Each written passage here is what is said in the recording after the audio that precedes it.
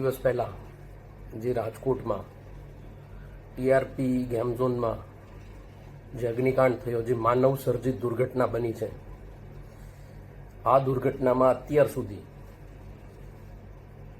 સરકાર તરફથી સીટની રચના કરવામાં આવી છે, અલગ એક ટીમની રચના કરવામાં આવી છે અને અલગ અલગ જગ્યાએ જે તપાસના,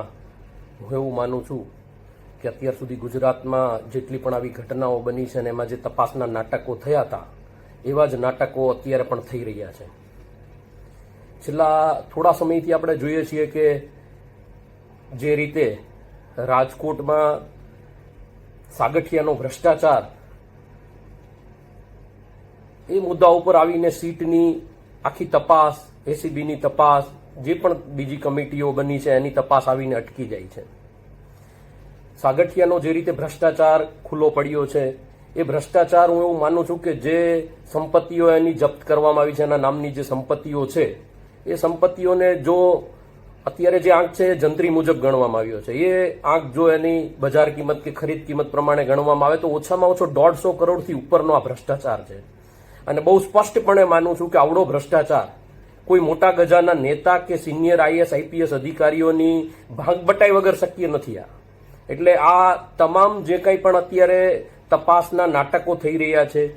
એ તપાસના જો સાગઠિયાથી આગળ વધી અને તપાસ કરવામાં આવે તો આવા અનેક મોટા આઈએએસ આઈપીએસ કે મોટા ગજાના નેતાઓ પણ આમાં સંડોવણી ખુલી શકે એમ છે. અને આ આઈએએસ આઈપીએસ જે લોકો ગુજરાત સરકારમાં,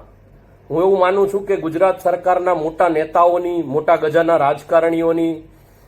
જે કલેક્શનનું કામ કરે છે, ખંડણી ઉઘરાવવાનું કામ કરે છે, એટલે એમના નામો ન ખુલે એવી સરકારના નેતાઓ, અનેક નેતાઓની હું એવું માનું છું કે પ્રયાસ હશે કે એમના નામો ન ખુલે, કેમ કે એમનો રેલો છેક સીએમઓ સુધી પહોંચી શકે એવી વાત છે. સાગઠિયાની વાત કરીએ તો સાગઠિયાના અહીંયા રાજકોટની એક એક જનતાને ખબર છે, સામાન્ય જનતા પણ જાણે છે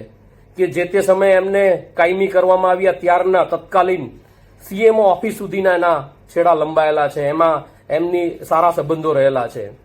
તો આ તમામ વિષય એવો છે કે જેમાં ઊંડી તપાસ થવી જોઈએ. જો ખરા અર્થમાં જે નાના ફૂલ જેવા બાળકો સહિત 27 લોકોનું જે મૃત્યુ થયું છે,